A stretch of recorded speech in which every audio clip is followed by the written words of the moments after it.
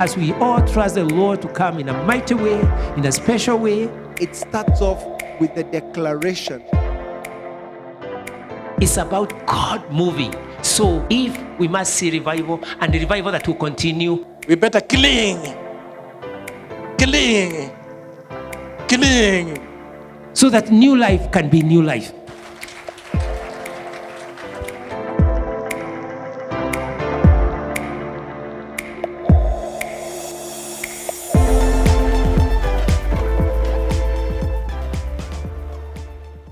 Hello and welcome again to another session of Love and Relationships.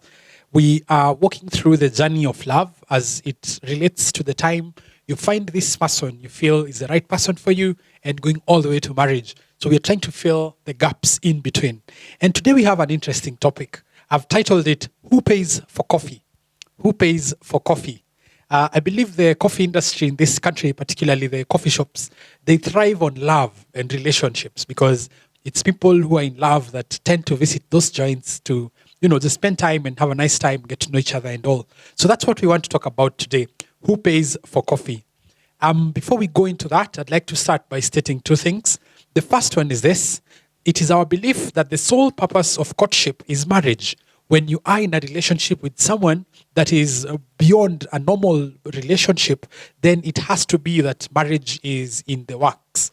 And the second point I'd like to say is that a romantic relationship without a vision for marriage is not a godly relationship, it's a temptation. When you go into a relationship with someone and emotions are all over the place, but that relationship does not have the idea of marriage as central, then that relationship is a temptation. You're exposing yourself to a situation where you could easily fall into sin with this particular person, and God would not be happy with you for that.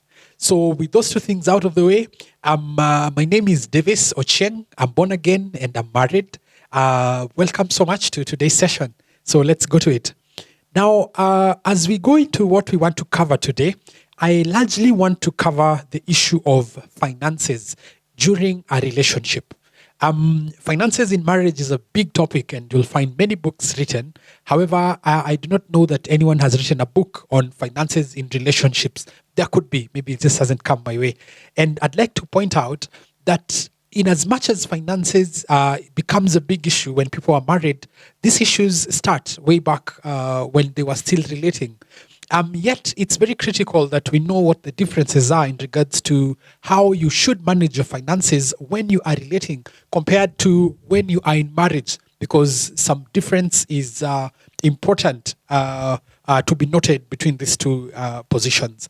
So today, I'd like to go through a set of questions. I believe there are 7.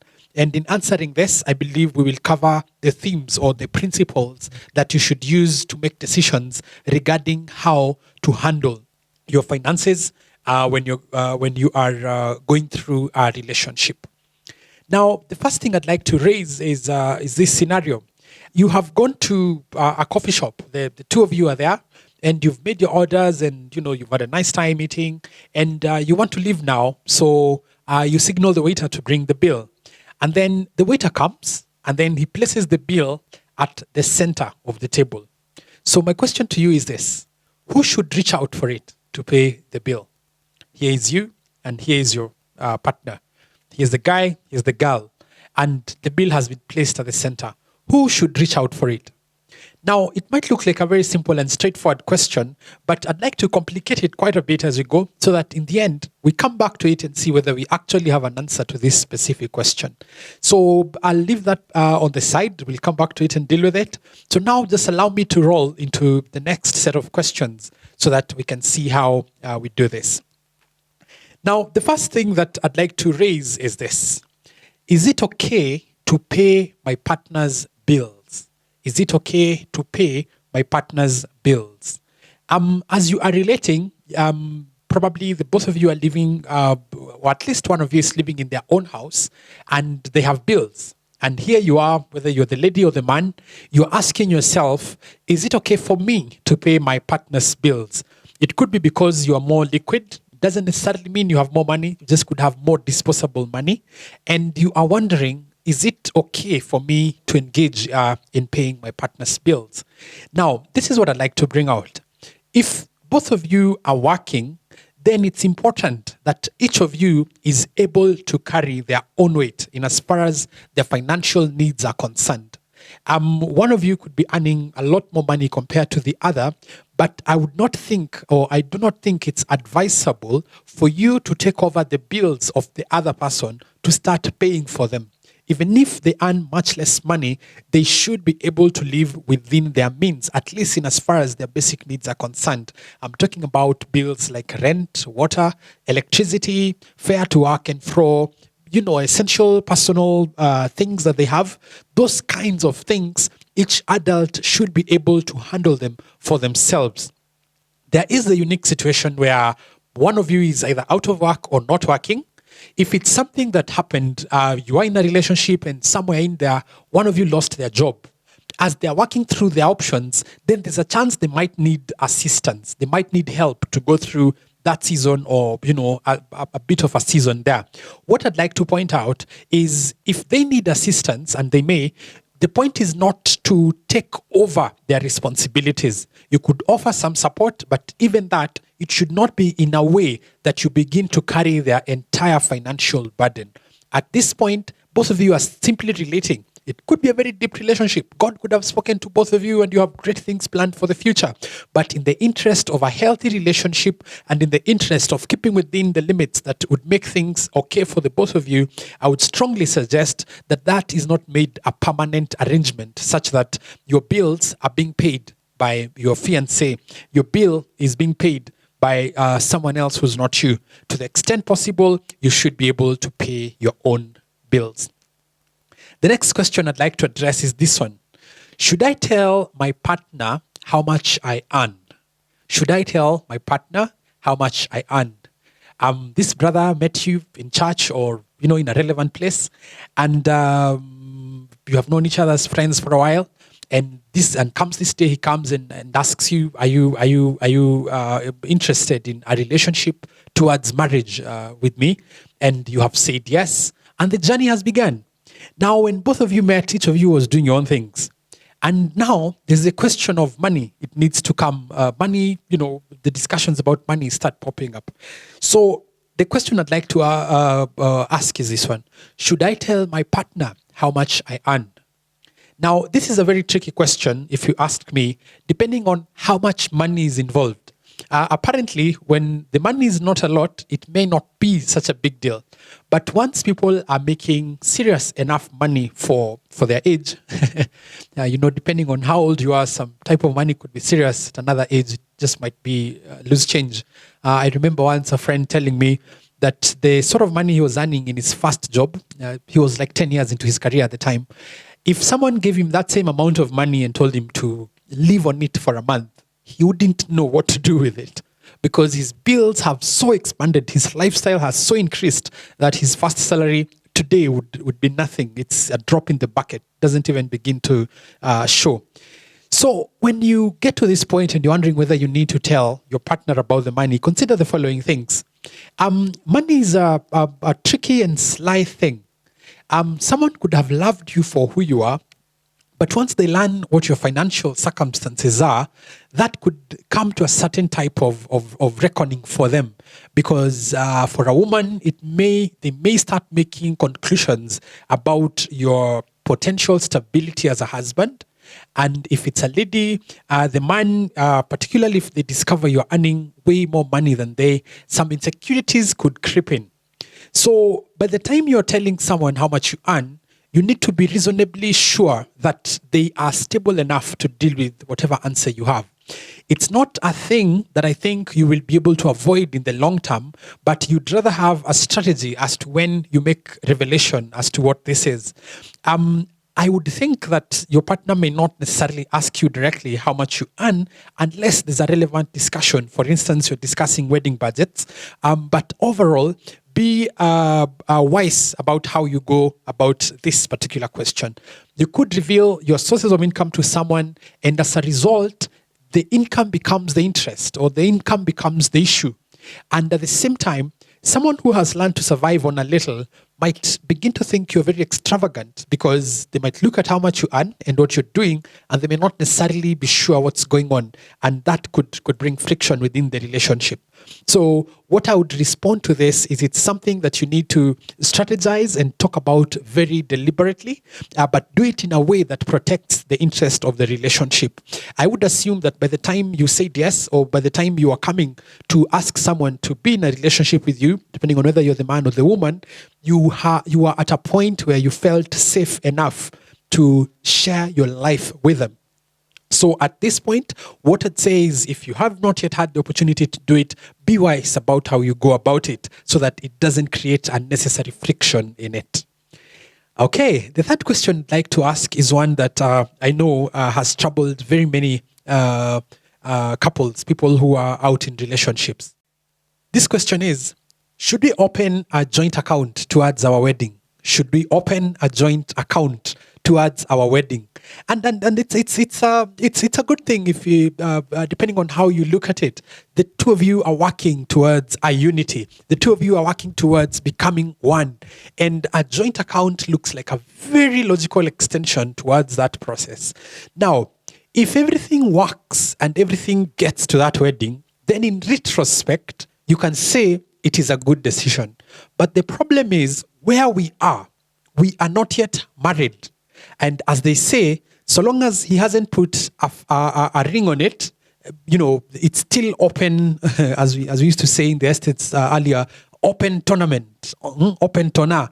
Anyone can still come and score a goal. Anyone can still go their direction. Differences can still arise. So the trick with the joint account is this.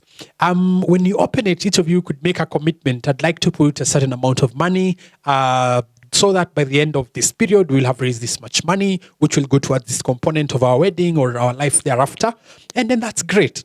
But once one of you starts struggling with their side of the contribution, it can start creating conflicts. It can start bringing friction because the other one will feel as though this particular partner is not committed enough towards this cause, and that can create friction.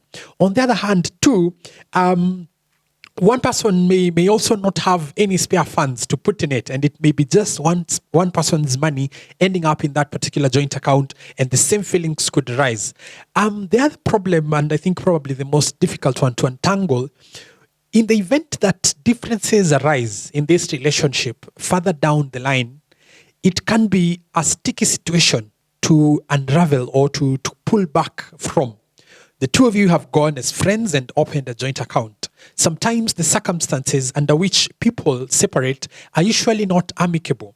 In the event that that happens, and we are not saying it will, but it has happened, if it happens, it really becomes tricky, depending, or as in trying to decide on how to deal with that account. If one of the partners is crafty, they may go and get all the money out and go do other things with it, and that would be a problem. In other situations, the two of you may not agree on what to do with the money or about the money, because at that point, it could be a symbol of something that failed painfully. And for that reason, resources could end up being lost on both sides because both of you cannot bring yourselves to deal with this particular situation. And even the fact of closing that account, if you decide to close it, it means the two of you have to agree to come and meet and go to the bank and sign forms. And that can be extremely emotional for some people. So before you go to the stage of opening a joint account, consider those things and know that there are some risks involved. There are potential benefits. For me, on the balance of things, I wouldn't recommend opening a joint account per se. However, there is no law that says you can't. Just make sure you have considered the risks and you know how to live with them should any of them come to play. The other question I'd like to ask, and I think this is even more difficult than the one we just dealt with, should we invest together? Should we invest together? The two of you have some reasonable disposable income, and something comes up. A guy comes along, you probably one day as you're walking in town and hands you a flyer, and on that flyer you see there are some pieces of land, quarter acres, going for a good price somewhere in Kamulu or somewhere in Gong or somewhere deep in Juja. And the two of you look at it and think, hey, this could be good. If we bought this land in 5 years, we could be selling it again, and maybe we'd have money for a down payment for a house, or something of that kind. And it could be very attractive when the both of you look at the power of your combined incomes and want to invest together. Now, the arguments I had raised previously when I was talking about a joint account all apply here. The question of your future is not finalized. The question of your future together is not yet finalized. As real as it feels at that moment, as powerful and as, God's gift to me mood that's going on at that particular point in your lives, I still would say that until the day both of you have walked to the altar and the brother has put a ring on the sister's finger and vice versa, the two of you are still not one, at least not in the biblical sense. So investing together becomes a challenge. If the investment fails, one of you could start blaming the other. If the investment works, and the two of you don't, it creates a serious issue to be dealt with. And if the investment So the investment can become something that ensnares the two of you in this particular relationship. So for me, I would say if you plan to invest together, make the plans, but do not necessarily do it at that particular time. You may lose some opportunities, but here it is. People lost opportunities in the 1900s. People will lose opportunities in the 2100s. Yet others will still get opportunities then. So because an opportunity looks like the big deal today at this moment, it doesn't mean that it's the last opportunity you'll ever have. So just hold your horses. It would be just a matter of months, maybe a year, maybe two. Then you can invest as much as you want together. But before you are in that marriage, I would strongly dissuade you from doing investments together. And if you do them, then it's better if you do them in each of your names, so that if you'll combine them later, that's okay, but not joint investments, so that the title deed is reading both your names, etc. Keep that for until after you're married. Okay. The other question I'd like to raise is this one. Can I borrow money from my partner? Can I borrow money from my partner?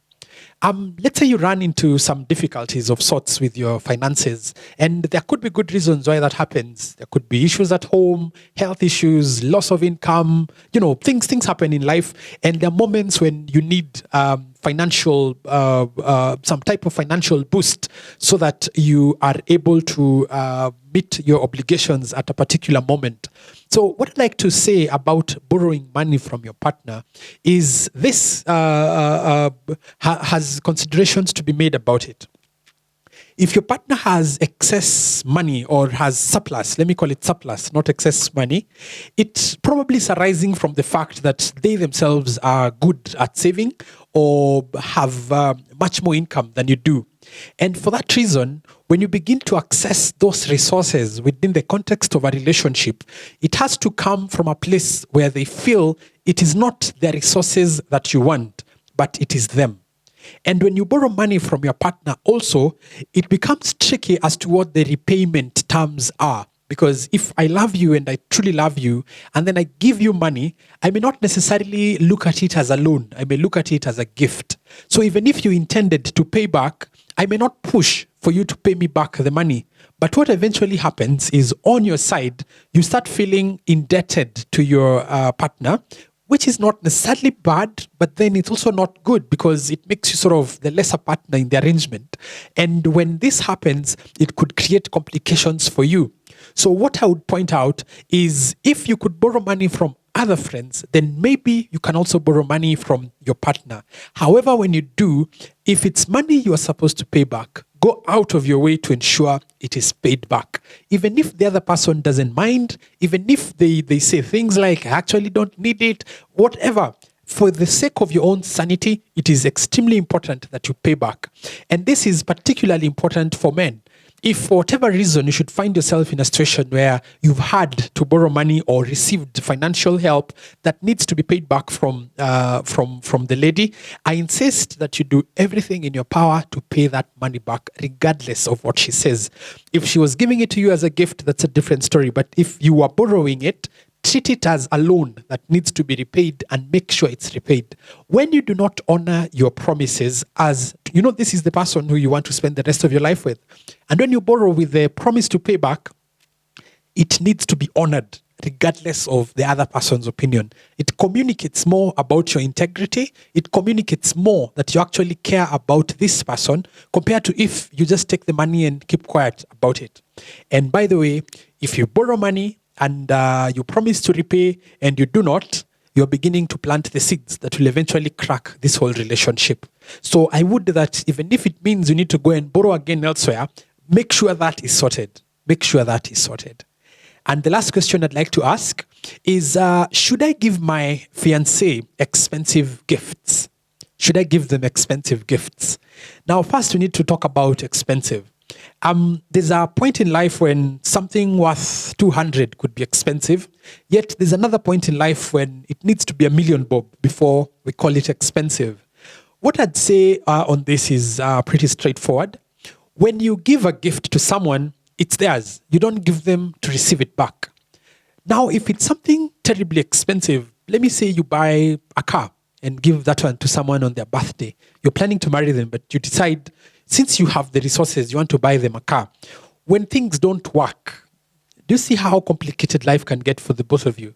You may have given her the car together with its logbook and everything that goes with it. They actually own it. But if the car was particularly gifted publicly, and for whatever reason the two of you don't work out, then that car becomes a big problem to deal with post the relationship. The bigger the gift, the bigger the issues it would bring if the two of you do not work out in the long term. I would that you give gifts. There's something good about gifts being given, but give them as though you are giving them to someone you are in a relationship with, not your wife. When she is your wife, then now you can give her your whole life, or like, as kings of old would say, you can give her half your kingdom. But initially, temper your gifts so that they are more or less commensurate to the size of relationship you have at that particular moment. When gifts also get too expensive, it becomes difficult, or it can imbalance the fiancé on the receiving end. They might feel that they have to agree with everything you ask, and that could create an imbalance in the relationship.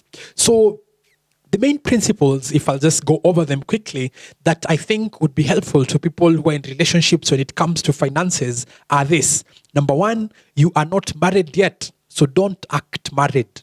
When it comes to money, remember you are not married yet, so don't act as though you are married. Don't do what married people do with their finances, not yet. The second principle is you are not permanent yet, so don't make permanent moves. An investment in a piece of land with both of your names has a certain amount of permanence to it, because land is not bread. You'll not just walk to the market and sell it and get back your money. There would be processes to it. If you go and build a flat and it's a rental, again, you could end up in court trying to decide whose it is. So what I'm trying to say is you are not permanent yet, so don't make permanent moves. The third principle I'd like to propose is don't try to control their money. If you're a man, don't try to control the woman's money. You can advise, you can push them in the correct direction if you think they're losing it, you can suggest, but don't try to control their money. Don't try to control their money. Let the individual run their financial lives to the extent possible. And then the other thing is don't use your money to control the other partner. And you know that's very easy to do. You may not set out to control it, but if you notice your fiancé lights up each time you bring them a gift, now you can decide, whatever I do, if I bring a gift, it sorts things. Well, the Bible does say that a gift can move the heart of a king, so I guess there's a point there. But you are getting to a point that you're using your financial ability to manipulate the other person. You will lose the wife, and you will end up with someone who's simply absorbing your resources. So don't use your money to control the other person. And in situations where it's the lady who has the money, and that happens, it does happen and happens a lot, again, they can still use their money to control the guy. They could be the ones to decide on everything, from the colors to, the very last thing in their lives, because she's paying. The person who pays is the one who decides what happens. So if you choose to use your money to control your spouse, guess what? A day will come and the tables could be turned, and in the same way, you will also be controlled. But if you show that you are equal partners, you're in this relationship as equals, then in the future, you will both be able to live as equals in a marriage. People who are at the same, a place, and I mean in the sense of advantages, so that the relationship can flourish. So those are some of the principles I would propose coming from the answers we have raised up there. And the final thing I'd like to say is, in as much as I have strongly proposed that you keep your finances separate until you get married, I would also like to say that having financial secrets during a courtship can be dangerous.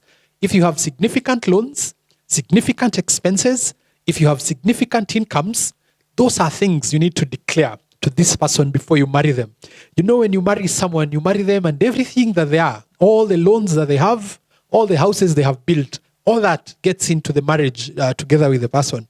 So the process of revealing these things, manage that carefully, but eventually you want to get to a place where your partner fully understands your financial layout, whether you're in debt, how big the debt is. You don't want to land 1 month into the marriage that your wife or husband is servicing a loan of 10 million and needs to pay 100,000 every month against an income of 101,000, which means you have become the breadwinner effective the first month of your marriage. So let's try and take care of each other around our finances when we are handling these relationships. Let's get all the wisdom, but don't forget that until you get married, it's not your time to bring your finances together. You can think alike. You can, try and keep them as separate as you can, even if you're working on the same projects. Thank you. Let us pray as we conclude.